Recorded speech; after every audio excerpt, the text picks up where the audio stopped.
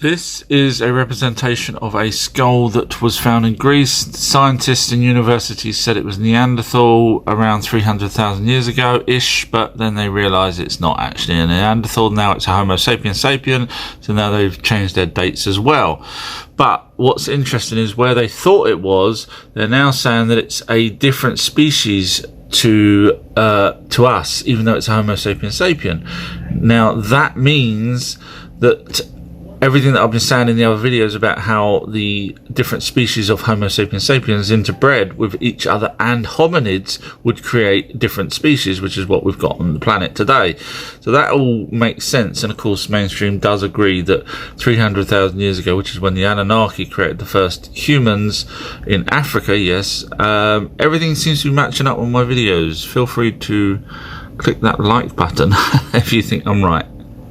Is there any proof that the Anunnaki physically created the Homo sapiens sapiens? Well, this is a carving, ancient carving, and people say that this thing in the middle is the tree of life. Here's another example from a different carving, again showing some sort of tree that they're dealing with. This is what it actually looks like if you look carefully at it. Now, scientists and scholars possibly believe that it's a DNA strand. I'm not an expert on DNA, but that's what they're saying that it is, and therefore that's them showing that they did create the modern man. Other references to DNA that other people, these ain't me, suggesting here is this object that they're holding, and they're saying that it's possibly that. But looking at Rome, where they had tridents and things like that, I think this is more of an electrical device for maybe a weapon of some sort. People that read the Bible have said, no, I'm wrong with the two lots of Adam and Eve. The first one's in Abzu, South Africa, 300,000 years ago, and then the other Adam and Eve, which was the Adam and Eve that we know that had Cain, Abel, Seth, that were in Mesopotamia, and they were the offspring of the Anunnaki and the ones that they'd created 300,000 years ago. So now let's just see what the Bible says, because people saying I'm wrong. But if you look at Genesis 6, and it came to pass that when men, that's the first lot of men in South Africa 300,000 years ago, began to multiply on the face of the earth, and they had daughters were born unto them. Then the sons of the gods, or God, but the sons of gods it should have been, then that's the second lot, and they then had relationships with the daughters of men, which were the first lot. So you can see I'm absolutely right, and the Bible actually agrees with me as well. Thank you. So Noah was obviously very important in our history, and he was the descendant of Adam and Eve. So basically he was a hybrid, just like Adam and Eve was, not a true Anunnaki. However, there seems to be some discrepancy compared to the lineage of Adam and Eve going down to Noah, and it does come across that Noah, just like Jesus, was a hybrid again. In other words, the wife of Lamech, who had Noah, was probably impregnated in some way, whether it's old-fashioned way or whether it was gene manipulation, to produce Noah. Now I'm just going to press play on a bit of audio. And after some days my son Methuselah took a wife for his son Lamech, and she became pregnant by him and bore a son. And his body was white as snow, and red as the blooming of a rose, and the hair of his head and his long locks were white as wool, and his eyes beautiful. And when he opened his eyes, he lighted up the whole house like the sun, and the whole house was very bright. And thereupon he arose in the hands of the midwife, opened his mouth, and conversed with the Lord of righteousness. And his father Lamech was afraid of him, and fled, and came to his father Methuselah. And he said unto him, I have begotten a strange son, diverse from and unlike man, and resembling the sons of the God of heaven. And his name... Okay, so the God of heaven, obviously space. So what we've got there is possibly a hybrid from the Anunnaki that created Noah to deliberately carry on the lineage, knowing that after 600 years, I don't know whether they knew this 600 years before, but after 600 years of Noah living, the flood came, and then he survived 300 odd years after the flood. So Noah, very important, but I don't think he was a true descendant of Adam and Eve. Just doing this video for the people on one of my other videos that said I was wrong when I was talking about the Bible, and I mentioned gods, and the word actually was showing the word God, and I said it should have been gods, and they said it's a sin, I'm bad, blasphemy, etc., whatever. And that's because they're reading, for example, Genesis 1:26, so God created man in his own image. But prior to that, it was actually in a different Bible, let us make man in our image, plural, our. But man, humans, have changed it to what we see here, which is singular. So I'm getting told off for them, you know, for saying plural, and yet man's already done it and you're not moaning at them, the people that's changed it. Elohim, in fact, is plural as well. It means gods. So let's just have a quick look, because I don't, you know, forgive me, but please, you need to do research. You can't just read one Bible, which is a copy of older texts. A Bible is a copy of thousands of year older texts. That's a fact. Now, these older texts are thousands of years prior to the Bible and talk about the stuff that's in the Bible. So which one come first? Is it the ancient texts or the Bible that was newer and just suddenly had the same sort of stuff that was in the ancient text? So we know that it's a copy. The Bible has been changed by man to fit their agenda. That's actually a fact. Just look at the Roman versions of the Bible. They took out whatever they wanted to, etc. So the humans changed the Bible. So what you're reading now, unfortunately, is what they want you to read. The Anunnaki's race name is Elohim, and that's written thousands of times in ancient texts. And they were here. And that's a fact. They were here. The Anunnaki were here. See video 495 for absolute proof that they were here. Anunnaki wrote about creating humans in ancient texts. They did. That's a fact. So far, it's looking like Anunnaki are the winners. Not in a competition, but no proof of an almighty being other than in the Bible, which is a copy of older texts, which the Anunnaki wrote. So there's no proof of an almighty being other than the Anunnaki's texts. So the Anunnaki wrote about the Great Flood before the Bible was even thought of. Fact. Does the governments around the world know all of this? Yes. So all I'm saying is, look, please don't keep shooting me, trying to shoot me down. Just go and do some research. I've done years of research, many years, and you know, to help you, go look for the Lost Book of ENKI or the Book of Enoch, and you'll see the Bible is just a retelling. Unfortunately, it's got changed over the years. Fine, you know, so you're sort of reading it, unfortunately, wrong. But if you go back to the original text, it all makes more sense than what you've got now. Sorry I don't want to hate anyone or anything, but just the logic is there. Sorry. Okay, go with me here on this one. So I think Noah from the Noah and Ark story wasn't actually who we think he is. So here's the lineage here. You've got Cain, Abel, Seth, etc. And then coming down, the women were the ones in pink, and the blue here were the men. And Lamech was the man that had relationships with another of their type, which is obviously an offspring off of Cain, Abel, Seth, which were all humans. But Noah looked totally different. So I think that instead of Lamech, I think an Anunnaki god or an Anunnaki had relationships with this woman and produced Noah. And the reason why I say that is because, as you see here, that's what Noah was supposedly looked like. Now, who else would have had bright white hair? God. Which gods? Yeah, all the gods, all the Anunnaki. So it could have been an Anunnaki there instead of Lamech. After doing my TikTok videos about RH negative and where I think they come from, this person here does a fantastic job of explaining what RH negative is. Please check them out. Around 38,000 BC, or about 40,000 years ago, Enlil, the god, the main god on Earth, was getting really annoyed that these little humans, look at the size of these pesky little humans, were actually eating them out house and home, so to speak, because there were so many of these little humans now compared to the amount of Anunnaki there were. And Enlil was getting really frustrated, and the weather was changing then as well. It was starting to the climate was totally changing, and the seasons started to dry up, so the food was becoming really scarce. So Enlil thought, right, I know what, if all the Anunnaki go back to their home planet, and leave these humans to basically destroy themselves, eat themselves out of food. But there was another reason why Enlil actually wanted to go back to Nibiru, is because apparently they were aging a lot faster here on Earth than they were on their own planet. Okay, listen up, this is getting serious now for the Anunnaki. Their lifespans was getting a lot shorter because of the rotation of Earth around the sun compared to their planet.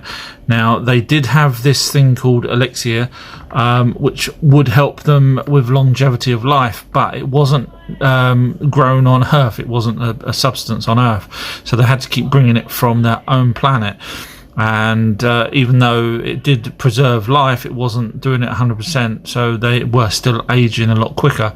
Now, the king of Nibiru, Anu, sent a message back to Enlil and said, no, you can't come back to Nibiru because you will pretty much die there and then because of your it will catch up with you. So you and all the other Anunnaki are now got to stay on Earth, which is very sad. All take a moment, please. I mentioned in the last video about elixir, which is a substance that can be drank and you end up with eternal life, but it's not eternal, it's very long life. Now, this substance comes from the planet Nibiru. We don't actually have it here on Earth, and it was brought to Earth to help the Anunnaki with their aging problems. Now, Indiana Jones, as you know, mentioned it based on biblical events, which obviously then proves that someone was talking about it back then. Now, this potion could have also been poured into a fountain, because there's the story of Fountain of Youth, which I think is actually going to be about the new Indiana Jones movie, and I think they're going to actually have Indiana drink from the Fountain of Youth and then go back to being younger using deep fake technology, so we're going to see a young Indiana Jones and an older Indiana Jones in the same movie, which sounds pretty cool. You would have to wonder why we had skulls, Anunnaki skulls, alien skulls, on Earth buried. Why didn't they take them back, or why didn't they leave before they died? Well, if you watch the last couple of videos, you'll see that they actually had issues going back to their home planet. So basically they ended up dying here on Earth, and thus the reason why they were buried. And of course, over time we found these skulls and we've realized now who they belong to. Because the Anunnaki seemed to be stuck here, they started to domesticate animals such as, and this was around 17,000 BC to 9,500 BC, give or take. So they domesticated dogs, sheep, goats, pigs, cattle with horns, as you can see there, and obviously hornless cattle as well. So they made their bed and they had to lie in it, so to speak. Here's a NASA guy trying to explain why there is no Nibiru. If this object had come through the solar system in the past, and you remember the idea is it's on an orbit of 3,600 years.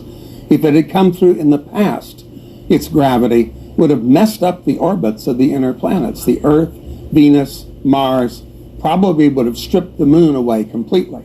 Okay, so that's him, and this is me now saying there's a planet out there called Fomalhaut B, and it goes around its star every 2,000 years, and it doesn't push the planets out. We've been watching it, and the planets ain't flying off or anything. And who's to say that Nibiru didn't already push us off our orbits, etc.? Who's to say we're now not in an orbit that we was in before?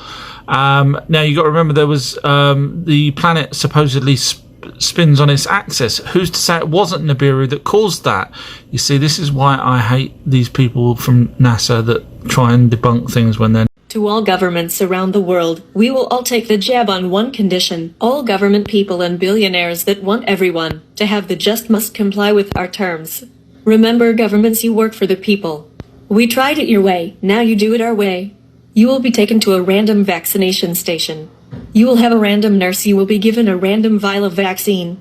If you take the vaccine, we will put in place something to stop you going to a secret location or bunker before something happens. You will be just like us. If you refuse our terms, this will show the world the jabs you already had we fake, and there is a nefarious reason you are pushing so hard. This will void any laws, rules you have put in place. The police and military will ignore any COVID orders and will continue their normal business. All employees dismissed for not showing proof of jabs will be rehired. The whole world will delete the Passport NHS social scoring app. Life will go on, regardless of fake solar flares and fake laws. Your choice. Please share. So around 13,000 BC, King Anu, who now was back on Nibiru, was advised by his scientists that next time their planet comes round to Earth, it will be a lot closer and will cause floodings, etc. So he sent a messenger off to Enlil and ENKI and told them that next time the planet comes round, which was in probably about 3,000 years, it's going to, and that's 3,000 years from then, not what I'm talking now. It will flood, and their best bet is to actually get in their ships and leave orbit or stay in orbit and wait for the flood to subside and wait for their planet to pass and carry on. And this brings us up to the great deluge that's written in the Bibles, and I do actually believe it was real. It's not just the Bible that's wrote about it. Other texts around the world talked about this great flood. Enlil persuaded the rest of the Anunnaki not to tell the humans about this impending flood, and Enki was actually against that, and he denounced them and didn't want anything to do with it. But eventually he had to swear on it and said he wouldn't tell the humans. However, Enki went away and accidentally told a wall apparently, and someone was listening, a human was listening, and so then so that's his way of getting out of explaining it directly to a human. So he didn't lie, he just was telling it to a wall. But anyway, this human then found out, and of course the story goes that Noah was informed of what was coming, and Enki suggested to him that he needs to create some sort of device or raft or ark that would cover him hermetically so it wouldn't leak. This is the Noah's Ark, or copy of it, supposedly, and it was round, which goes against what we normally imagine it to be. But that's actually written in a tablet by the Babylonians. Now, it could have been actually Enki writing this, because over the years, as we know, the languages have changed. And it does actually talk about a round boat, etc. Now, this guy here works for the British Museum, Ivan Finkel, and he says no such thing, this is all fake, ignore that, nothing to see here. But those of you that know me, he works, let's have a look where he works. Ivan Finkel, he works for the British Museum, and he's interested in, well, he's the main person, one of the main people for Mesopotamian scripts and languages, so whatever he says goes. Yes, British Museum actually is called the Rockefeller Museum, is also known as. So anyone that knows me knows Rockefeller.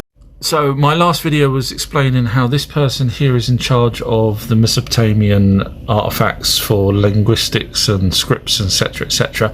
So as I mentioned before, if he says it's fake, this tablet that he's holding here, then yeah. But as I mentioned in the last video, actually the British Museum is also known as the Rockefeller Museum. So the Rockefellers, if you don't already know, they debunk everything to do with anything that's real. So as long as it's debunked by someone from Rockefellers, you can pretty much say it's pretty much real as opposed to being debunked. So going back to the Ark, now Enki asked Noah to put animals in there, the domesticated animals. He also said, can he look after the DNA of the animals that they've already got? So him, Enki, and his sister had collected DNA. So the idea was that after the flood they would grab the DNA back off of Noah, so that at least the species will be able to continue. Another almost exclusive for you guys, Antarctica did actually have this kind of lush environment, and so this is I get these information sent to me because I'm interested in this. Antarctica's breakthrough, saying that they've now found evidence that it was actually an ancient forest. Now if you go along with Admiral Byrd's suggestion that he actually saw green vegetation there, and we go along with the fact that the military are there, and supposedly there's an ancient alien spacecraft that was there that was probably dated back to when there was no ice in Antarctica. So this all now starts to make sense, that really there was land there, and that's possibly why there's also pyramids supposedly under ice. So if you start adding all of this together, everything that my videos are saying actually sounds kind of true. You're probably wondering where the name Anunnaki come from. We didn't give it to them. It was actually given to them by King Anu. So at the time, this was way before humans were even invented. This is literally just as they was about to start mining for gold in South Africa. So there was 600 people in South Africa, or 600 Anunnaki, South Africa, 300 in Mesopotamia, and there was another 300, I believe, in on Mars. And King Anu did a simultaneous broadcast to all of these Anunnaki and said to them, look, you guys are heroes. We are now going to call you Anunnaki, those who heaven, or those from space came to Earth. So that's not the only time they've changed names. In fact, ENKI wasn't actually called ENKI. ENKI was originally called Enwa, I think it was. So they like to change their names, but that's where the Anunnaki's name come from. I get asked a lot, how can I know what the Anunnaki was saying? How can I know what they thought? Well, a lot of it comes from the ancient texts, obviously. Well, pretty much all of it comes from the ancient text. And the Lost Book of Enki is a prime example. So this one's translated by Zachariah Sitchin. And here I'm just going to play some audio for you of Alalu, Allah, you wonder where that comes from. Alalu is talking to King Anu on Nibiru, but Alalu is on Earth, and he's left Nibiru because he was banished. Even though he was a king, he was banished, long story, and he went to Earth and he found gold there, which is exactly what the Anunnaki needed. So while on Earth, he then radios back to Anu and says, I found gold, I'm now your savior. And have a listen to the actual discussion. Was he not on the Nibiru hiding in the chariot to a place of concealment gone? The commanders of chariots were summoned, savants the beamed words considered. The words from Nibiru did not come, from beyond the hammered bracelet were they spoken. This was their finding, this to Anu the king they reported. Stunned was Anu, the happening he pondered. Let words of acknowledgement to Alalu be sent, to the assembled he was saying. At the place of the celestial chariots the command was given, to Alalu words were spoken. Anu, the king, to you his greetings sends, of your well-being to learn he is pleased. For your departing from Nibiru there was no reason. Enmity is not in Anu's heart. If gold for salvation you have indeed discovered, let Nibiru be saved. The words of Anu Alalu's chariot did reach. Alalu them quickly answered, if your savior I am to be, your lives to save, convene the princes to assembly, my ancestry declare supreme. Let the commanders make me their leader, bow to my command. Let the council pronounce me king, on the throne Anu to replace. When the words of Alalu on the Nibiru were heard, great was the consternation. How could Anu be deposed, the counselors asked each other. What if Alalu mischief, not truth, is telling? Where is his asylum? Sorry about that, the phone's ringing in the background, but you see the point there. So basically what happens is we get so much information from the ancient texts. Now, just to give you a little bit of a spoiler, they did allow Alalu to have kingship after finding the gold. Unfortunately, Anu kind of lied, and yeah, he didn't give him the kingship after all, but we'll get to that later on. Okay, this is absolutely serious. The Lost Book of Enki, transcribed by Zachariah Sitchin from ancient texts, says that Enlil actually did something with a young person and got them pregnant. That's absolutely a no-no, and he was banished for that to a remote island on Earth. But the problem is you've got a god doing stupid things. Now that worries me, because obviously that's a no-no. Let me show you what was on the island. Oh, no, sorry. Okay, so you got missiles that were on the island because the commander that flew Enlil to the island had stashed Alalulu's rockets from his ship there and hid them. Anyway, as luck would have it for Enlil, he was a friend of the commander that flew him there, and so Enlil now had these missiles and used them as blackmail to become king again, or god, on Earth. I've got an absolute treat for you guys, and I think probably between us, we're the only people that's worked this out, so bear with me. So Nibiru, the spaceships use water as a propellant. We know this because the Lost Book of Enki literally talks about sucking up water to use on their rocks inside their spaceship to propel them. And they also use the water to make a path through the Hammer Bracelet, which is the asteroid belt.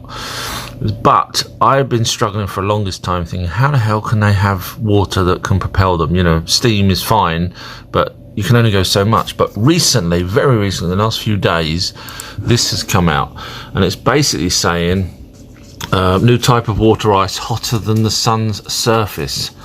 So you're thinking, wow, you know, they could use that, but is it on their planet? And then it says here, planetary scientists believe similar conditions in pressure, blah, blah, blah, on other planets. You guys are smart and logical. You'll work this out as I go along. So this is a stone, massive ancient stone in Baalbek, Lebanon. And I say it was the Anunnaki that was taking it and using it as a part of a landing pad for their craft. But it was unfinished. In other words, they didn't take it out. Now, have a look at that. Yep. Mainstream say that, you know, primitive man was doing this. Okay, so here's another one in a different location, another huge stone. Now that little gap there is the width of a person's shoulders. So how do they cut underneath this? Primitive man, how do they cut underneath to take the whole stone up? Now have a look, there's a description here of showing how they do it. But look at the gap, the distance they would need to be able to, they would need equal distance from there to there to be able to push something underneath to cut it. Do you see what I'm saying? Unless it was some sort of laser beam type device. You get what I'm... What if the Anunnaki never created Homo sapiens sapien humans? Well, there's a great piece about that on a website called livescience.com/what if humans never existed on Earth. And basically it talks about what would happen if humans didn't live on Earth. Now, it's saying that there would still be missing animals because of ice age, temperatures, etc. But it does go on to say that the landscape would end up looking pretty much like this. And now, if that's the case, then humans are quite bad because we've literally killed the planet. But it does talk about Neanderthals carrying on our habit of killing things, and then it sort of says that Neanderthals would be like a tribe now. They would be, you know, like the tribes in Africa, so they wouldn't be technologically advanced, but they would be able to communicate and live on the... Whether or not you believe there's a rover on Mars, or whether it's actually on Earth on a tiny little island that NASA uses as a facsimile, NASA has now admitted that there is organic life. So we are not the only planet out there with life. So that ends that. So we're not alone. Now, when the Anunnaki went there, they set up bases as an away station. And supposedly, according to the Lost Book of Enki, there was atmosphere, but it was not great atmosphere. It was very thin, which actually coincides with what I've heard from whistleblowers. And then the Anunnaki wrote down that there was water on the planet. So if there's water, there's a good chance there was plant life somewhere local to that. So that makes sense, but it means who blew up Mars, who set the nukes off if it wasn't the Anunnaki? And I'll cover that. I know I said before I was unsure on the face of Mars, but going back rereading the Lost Book of Enki, as I am, literally it does say the face on Mars, so I'd read that a long time ago. So basically, Alalu, who was on Earth, who had a wrestling match again with King Anu, lost, bit the private parts and swallowed them of King Anu. That his punishment was to be sent to Mars on his own because no one else at that point was on Mars, and he was to die on Mars because of the poison that was inside him after swallowing the private parts. So apparently there's some sort of issue swallowing the private parts of an Anunnaki, by the sounds of it. Now his grandson Anzu went with him and was a hero for going with him and staying on this planet Mars all alone. There was some atmosphere, and apparently there's some water there. So it wasn't a great atmosphere, and it was just barely breathable. But basically what happened was Alalu did die, and the Anunnaki did say that next time their planet come round, they would pick him back up again, and that's called one Shah. So that instead of a year, the Anunnaki call it a Shah. So they did actually come back round the next Shah, and they found Anzu, because his helmet had a beacon on it apparently, and they asked him where Alalu was, and they said he said he was buried in a massive rock. So they looked at the bones, they pulled out the stones where Anzu had covered up the entrance. They looked at the body, and then they covered it back up as respect, because he was technically the first king on another planet to die other than Nibiru. So they went up in their spaceships. They took Anzu back up with them, so he's not alone on the planet, although he almost died on the planet. They literally had to give him 60 something or other. The translation's not right, but maybe like a refibrillator or whatever it's called. Anyway, so they went up in their spaceships, and as a sign of respect, they used their laser beams to cut a face into the rock where Alalu was buried underneath, or inside in the cave part, and they shaped the face to remind. Now the idea was that it was always looking back up at Nibiru, because he technically should have been a king of Nibiru at one point, and was.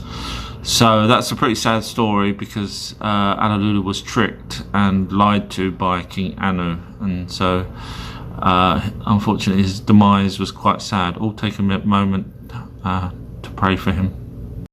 Now's a good time for me to go back and look at how the Anunnaki got here and why they came here. Now, I've been rereading the Lost Book of ENKI, which is transcribed from stone tablets by Zecharia Sitchin, and I know people say that he's working for the Masons, etc., but if you watch all my videos you realise that that's not the case, or if it is the case, they've allowed him. But either way, other people can transcribe those tablets, so it's not like he's hiding them in his back pocket. So Alalu is the guy that I mentioned a few times before, who was supposedly a king, and he took the kingship. What I didn't mention before, which I'd forgotten, was that he actually took the kingship off of the king that was there at the time by pushing him out of a window on a tower, which then made Alalu king of Nibiru for a period, until he was banished later on by Anu. On Nibiru they had dwindling atmosphere, and it was mainly a pocket above a certain area that had the atmosphere that was dwindling, and they actually used volcanoes for the dust clouds that produced in the atmosphere to protect them. So when they were further away from the sun on their orbit, the dust clouds, or whatever you want to call them, protected them and kept them warm, but when their planet got near the sun, it actually kept them cool. So they had two choices on how to fix this. One was find gold. Now their planet didn't have much gold at all, but they worked out that if they sprinkled gold in that particular area, it would help protect it, particle gold. And the other option would have been to set off some sort of rocket or missile or nuclear weapon inside a dead volcano to try and make it erupt again, so that they could get that atmosphere back that they used. And I'll tell you what they did in the next video.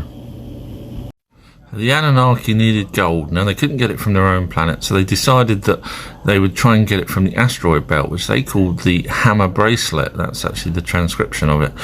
And they sent up two ships. Yes, they did have space technology back then, and that's the furthest they'd ever have gone onto the asteroid belt. So they went up there and to mine for gold. Now the asteroid belt apparently is part of a planet called Tiamat that was here and was smashed into, and the Tiamat supposedly had two halves to it. One was land and the other half was ocean, and apparently our Earth is the ocean part when it got smashed into billions and billions of years ago.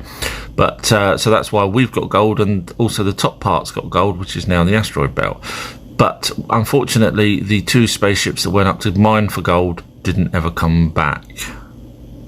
So the Anunnaki couldn't get the gold from the asteroid belt, and they tried the rockets into the volcanoes, and that didn't work either. And this was a time that Alalu was being deposed by Anu, who was younger, and Anu was actually the rightful heir, really, because of the bloodline, whereas Alalu was from a concubine, as opposed to his mum should have been the wife of the king, but it wasn't. It was a concubine that gave birth to Alalu. So cut a long story short, Alalu had a wrestling match, naked wrestling match, as that's what they do, which does give us rise to our Olympics and our Roman games where they used to watch people wrestle. But anyway, Alalu was deposed and left, had to leave Nibiru. So he jumped in a ship in the commander's seat, and this is all in the Book of Enki, the Lost Book of Enki. And Alalu left Nibiru because he was banished and headed towards Earth. And this is all in the Book of Enki, Lost Book of Enki, but obviously it's from ancient tablets. And these tablets are hundreds of thousands of years old. Mainstream will tell you they're 5,000 to 10,000 years old. No, hundreds of thousands of years ago is when these were written. But anyway, Alalu then in the spaceship passes the asteroid belt, and this is all described perfectly in his in the texts. So if you get a chance, try and read or listen to an audiobook of the Lost Book of Enki. You blow your mind. Now, as he passes all these different planets on his own in this spaceship towards Earth, he's describing each planet. Now, this is thousands of years old information. Even if it's 10,000 years old, which is not, thousands of years old, this still proves that back then they knew about all these different planets. He talks about the rings on Saturn, etc. Alalu finally makes it to Earth in his ship. He has trouble trying to get through the firmament, the atmosphere. As soon as he gets through it, he manages to deploy the wings. So his spaceship actually has retractable wings from the description, which is quite a clever idea, really. It makes sense. So it could be used in space and in atmospheres. And he, according to the transcribed, he pressed a certain button on his ship and it would scan for gold around the area. So in other words, they had technology like LiDAR of some description that could detect where gold was, and he found gold. So he landed his ship nearby. He got out wearing his spacesuit and walked over to this local water. This probably isn't it, but I walked over to water, but it looked like this. It was boggy marshland. He saw a fish swimming around, and so that means they had fish back on their own planet. And he tested the water using equipment, and he couldn't drink it because it was... Alalu couldn't drink the water from the boggy marsh, but he noticed something slithering. He pulled out a weapon of some description and blasted it. That's what the description makes it sound like. He kills it and he looks at it and he thinks to himself that it looks like a moving rope. So he looks closely and sees the eyes on it and the fangs, and it describes a long tongue, so it was a snake obviously, and they don't have those on their planet. So he went looking for more water and found another lake, and he tested that water and it was okay to drink. So he was happy to himself that that could happen. He went back to his craft, got some more provisions, and realised that the night had suddenly come, which was really unusual for him because obviously our days are way short for him, so it literally felt like 5 minutes to him. It's like, what? It's dark. So he went to sleep, and the next morning I will tell you in the next video. The next morning Alalu woke up and was tempted to test the atmosphere by taking off his mask outside, and he did. And lo and behold, he could actually breathe our atmosphere, which was fantastic for him because it now means he can obviously travel further, etc. So he went looking, scoping really still for food or for gold. So he came across some plants and trees that had fruit on it. He tried the fruit, and luckily he tried the right ones, and it was sweet and lovely, and he was really happy now. He had water, food, and then, oh no, guess what?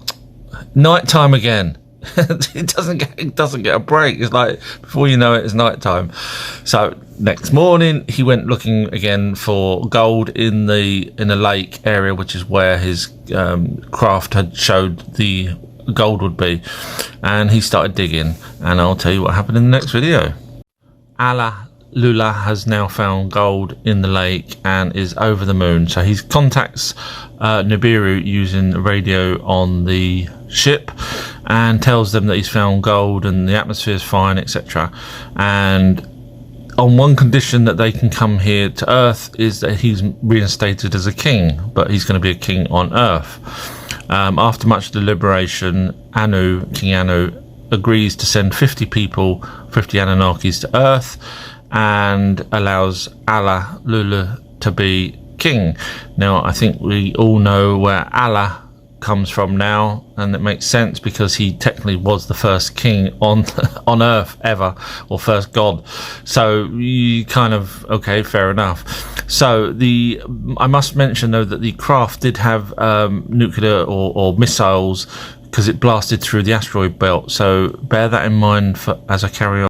Bible versus ancient texts, and if you don't know that there's thousands of years, hundreds of thousands of years older texts, and it's not just in a book format, it's in stone tablets. So let's have a look, the comparisons between the two. In the chariot, the heroes hunkered down in the chariot. This is the Anunnaki spending the first night on Earth. They were greatly agitated. With quickened hearts, the sun returned, they awaited. Smiling when its rays appeared, they were joyful and backslapping. And it was evening, and it was morning, their first day on earth it was. Well, think about this in terms of the Bible. On the first day, God created the heavens and the earth was out form and void. And the first day he created the day, he separated the day from the night. Well, that was their first day on earth. And it was evening and it was morning. Their first day on earth it was. Well, I'm going to tell you where the word actually dragon comes from and whether or not it's real. So I've said before that there's no such creature that's had two sets of arms and two legs. Now, unless it's a wyvern, which does only have one set of arms, which is the wings. But the Anunnaki, let's be honest, that's where it comes from. That's where the word dragon comes from. Now, to the Anunnaki, a dragon is a meteorite with a flaming head and a long tail. That's what they actually call a dragon. So that ends that problem. Now, what they call the smaller ones that don't have the sort of long tail are demons, which kind of makes sense because people say that demons are celestial beings. Well, celestial objects anyway. So when you look at the Chinese dragons, they would fire at the head and a long tail. That makes sense. So that ends that discussion. Almighty God or Anunnaki. There's only going to be one, and let's finally narrow this down over the next few videos. Now, let's look back at where the first mention of God is. The Bible. Well, actually, no, the Bible, even worst case scenario is 10,000 years old. It's not. It's way newer than that. But let's just pretend it's 10,000 years old. To give it some credibility. And the Anunnaki had wrote tablets in Sumeria, which were found in Sumeria, which is why we call them Sumerian tablets, when really it's the Anunnaki's tablets. They could be dating back to 450,000 years ago. So one of those is a lot older than the other. And the Anunnaki Sumerian tablets talk about the Anunnaki and talk about the race name called Elohim, which is the Anunnaki's race name. So that's the first mention of any gods. So Anunnaki 1, Almighty God 0 at the moment. I mean, the Bible is basically taking this and dumbed it down, if you will. According to these Sumerian tablets, they ripped out the fact that, Ea, or we'll learn later his name will be Enki. He was doing, this is an account of what they were doing when they landed, and when the Anunnaki got here to Earth.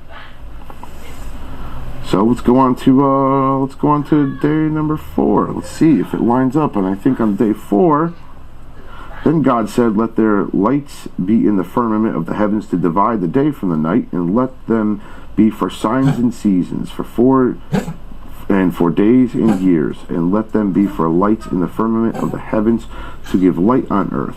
And it was so. And God made two great lights, the greater light to rule the day and the lesser light to rule the night. Let's see what Enki did here on day 4.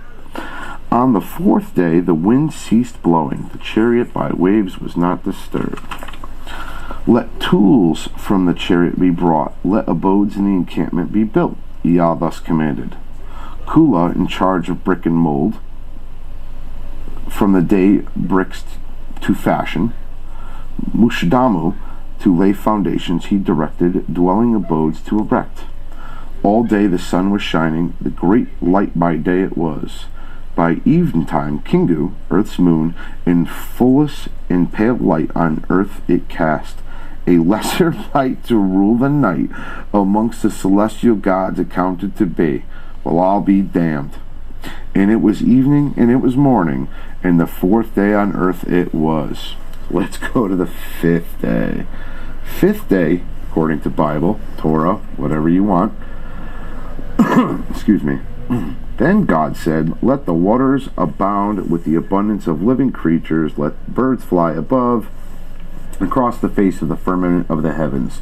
So God created the great sea creatures and every living thing that moves, in which the waters abound, according to their king, every winged bird according to its kind. And God saw this, and it was good. And God blessed them, saying, be fruitful and multiply, and fill the waters in the seas. Let birds multiply on earth. So the evening and morning were the 5th day. And that's Genesis 1:20 to 23. So let's see what's happening here on day number 5 with Enki and his little band of marauders here. On the 5th day, Ea Ninurdsag, a boat of reeds to fashion, commanded. The measure of the marshes to take, the stretch of the swamplands to consider. So he's doing some making some maps and stuff, trying to figure out what the hell is around him. Olmosh, as a companion of Ea, took between night therein the heroes gathered. Ea and Alalu and Anzu, the doings considered, all that was indeed was good. So again, on day 6th, and that was the evening and the morning of day 6, on day 6th, he took into account the creatures of the wild, similar to the Bible. So let's get into day 7, the Sabbath. Thus in the heavens and the earth and all the host of them were finished. On the 7th day, God ended his work which he had done, and he rested on the 7th day from all his work which he had done. Then God blessed the 7th day and sanctified it, because he rested from all the work which God had created and made. Now, I'm sorry, if you want to consider God as a celestial being, and maybe this is just my opinion, again, I'm not speaking for the Freemasons podcast, it's simply my opinion. If you're a celestial being that's all-powerful, why the hell would you need to rest? Just throwing that out there. People, mortals who are tired from doing all this shit, need to rest. So let's see what Enki did, Ea at this point, did on day 7. On the 7th day, the heroes in the encampment were assembled. To them Ea spoke these words. A hazardous journey we have undertaken, from Nibiru to the 7th planet, a dangerous way we traversed. At Earth we successfully arrived, much good we attained, an encampment we established. Let this day be a day of rest, the 7th day hereafter a day of rest always to be. Let this place henceforth by the name Eridu be called, home in the far away, the meaning thereof will be. Let a promise be kept. Let Alalu of Eridu the commander be declared. The heroes thus assembled, in unison agreements shouted. Words of consent Alalu uttered. Then homage to Ea he greatly paid. Let Ea a second name be given. Nudimud, the artful fashioner, let him be called. In unison, the heroes' agreement announced. It was evening and it was morning of the 7th day. So Alalu renamed or gave him a second name, which is Nudimud, the artful fashioner. Nudimud. Okay. So now this is the account of how the searching for gold was began. So we sit here and we're now going to be talking about the gold and why they were looking for gold. And it's quite interesting that I find actually here, and I have the Torah actually open. I'm going to get hated as I have in previous videos where I mention the colour of his skin. Okay, so, but I'm just going to read it out as it goes. So the first Adam, which was called Adamu with a U, was a cross between the Neanderthals, we believe, which were black race, no problem there, and the Anunnaki's DNA or essence, as I actually called it. And so the first human, Homo sapiens sapien, that they actually allowed to carry on existence was described as red skin, dark red, like the clay, the colour of the clay in the ground, and they were in Africa. So the first Adam was actually red in colour as opposed to actually black, which surprises me. And the female that they ended up creating had fair hair and pale skin like the Anunnaki, which makes sense. So don't hate me, just researching. Think you know this story? Think again. So the original version of how babies were found in reeds was because Enki, the alien god that's on Earth at the time, saw two Earth women, and these are Earth women that he had created 300,000 years or 200,000 years prior. And obviously they had offspring. And eventually Enki saw two of these offspring and thought, I'll have my wicked way with them. And he did. And they became pregnant. And this was a no-no because obviously it messes with the Anunnaki bloodline. And so he pretended, him and his pilot, pretended that they found the two babies in bull reeds in sort of a reed basket. This got round the fact that he did something that he shouldn't have done. And that is the story of Adam and Eve, the second lot of Adam and Eve, not the first lot back in Africa. Moses receives the 10 Commandments. Now, he actually now is glowing, which was different from when he went up. Now, we know there's a couple of other descriptions of people that glowed. Noah glowed and Jesus glowed. But Moses glowed after he went up into the ship. Now, could he have been a clone or some other thing? You know, for him to suddenly start glowing, he had to even cover his face. It was that bright. Now, he was on top of Mount Sinai, probably pronounced wrong. And let's just take a moment to look at logic here. So there's Mesopotamia, which is where it all started. Now, where do you think Mount Sinai is? Anywhere in the world. It could be UK, Australia, anywhere in the world. Have a guess. Go on. Is it? Yeah, it's right near Mesopotamia. So the logic is that the Anunnaki were definitely there. Zecharia Sitchin, in his very first book called The 12th Planet, suggests that the Great Flood was caused by an ice shelf breaking off and raising the waters. Now, that's not impossible because in 2015 there was a Texas-sized ice shelf broke off of the Antarctic, which could have raised the water level by 10 foot. Now, Zecharia suggests that it was even bigger than that and would have raised the water by 60 foot. But that doesn't actually then coincide with the 40 days and 40 nights of rain. Just because an ice shelf broke off, it doesn't mean that you're going to have 40 days and 40 nights of rain as per the Bible. But down the line, in one of Zecharia Sitchin's other books, which was the Lost Book of Enki, he's obviously learnt more since he wrote the first book, and he now actually reads the proper text, which says that the planet Nibiru is what caused the the waters to flood and to rain. The Great Pyramid, built by Khufu, as we all know, because it says so here and everywhere. And if you believe this, please just go away, watch cat videos, don't watch my videos. For those of you that understand mainstream are wrong, carry on watching. So we know that it was marked down as Khufu's because there was a cartouche that was done above the king's chamber in the attic part of the Great Pyramid that was fake. We know that's fake. I've mentioned before, proved it's fake. It's been faked, and mainstream now know it's been faked. But they've dated the pyramid based on that cartouche, and obviously that's fake. So now they don't have a clue how old this is. But I just want to prove to you that mainstream haven't got a clue, because here it's saying now that mummies are actually 1,000 years earlier than previously believed. So that means the dating of these could be well wrong, which, as we know, are Adam and Eve. In a previous video, I said that Adam was red-skinned, and I had people saying, where does it say that in the Bible? And of course, I was quoting from the ancient texts, not from the Bible that copied the ancient text. But however, there we are. Enlil specially described as being red in Genesis 26. That's a different person, but obviously Adam there, the name Adam is derived from the root of da-da-da, which is a verb meaning to be red.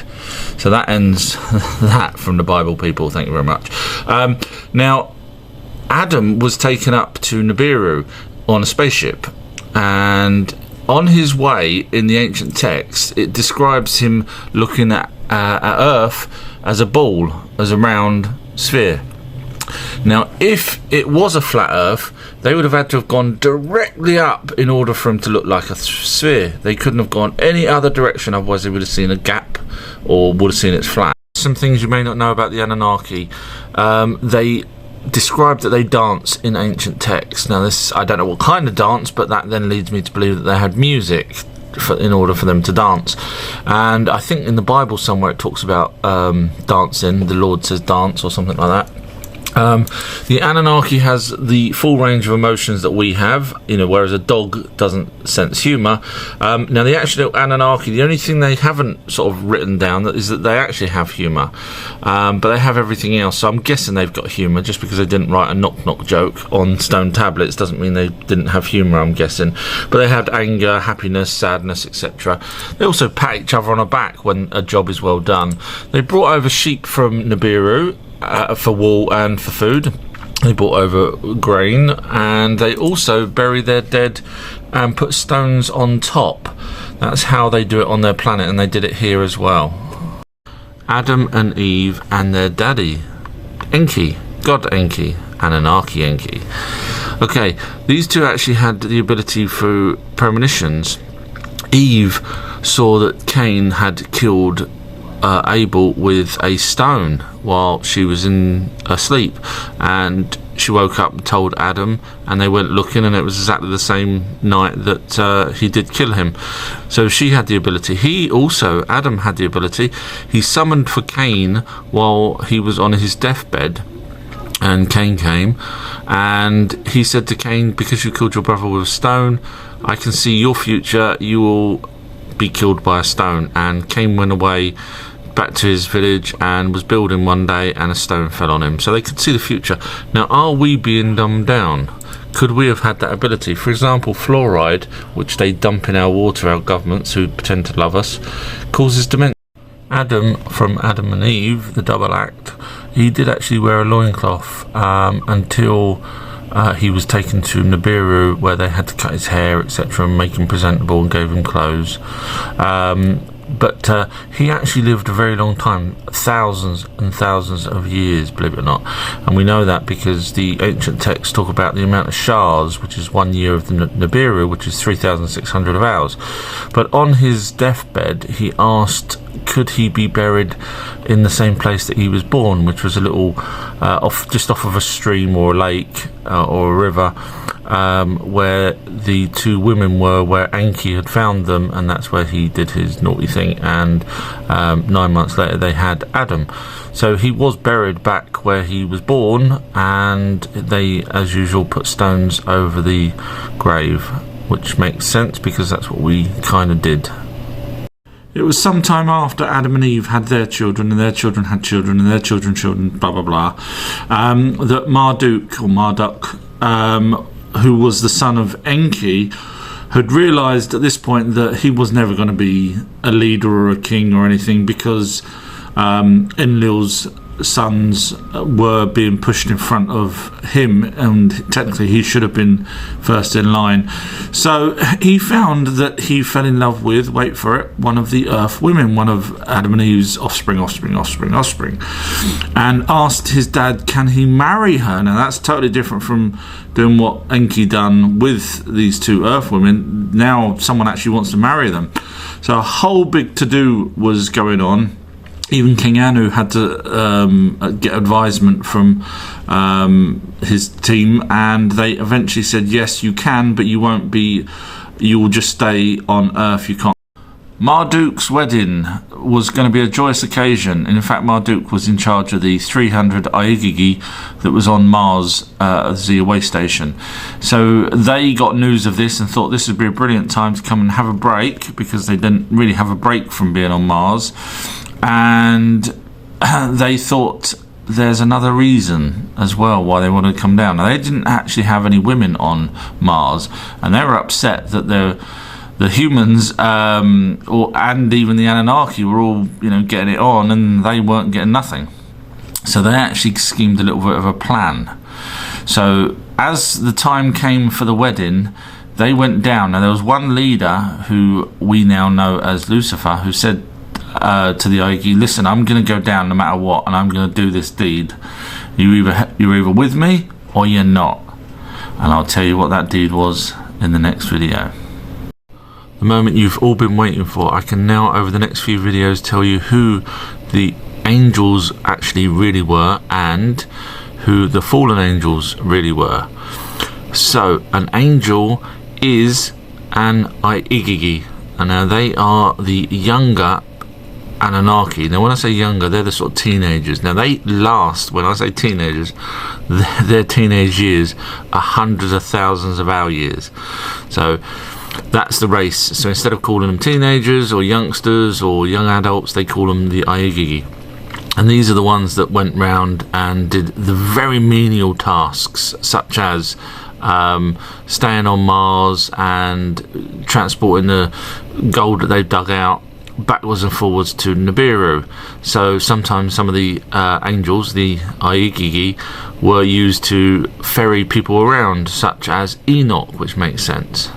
A fallen angel is an Igigi, and the reason for that is they were on Mars and they were coming down to witness the wedding of Marduk, but they had other plans. So when they came down, they actually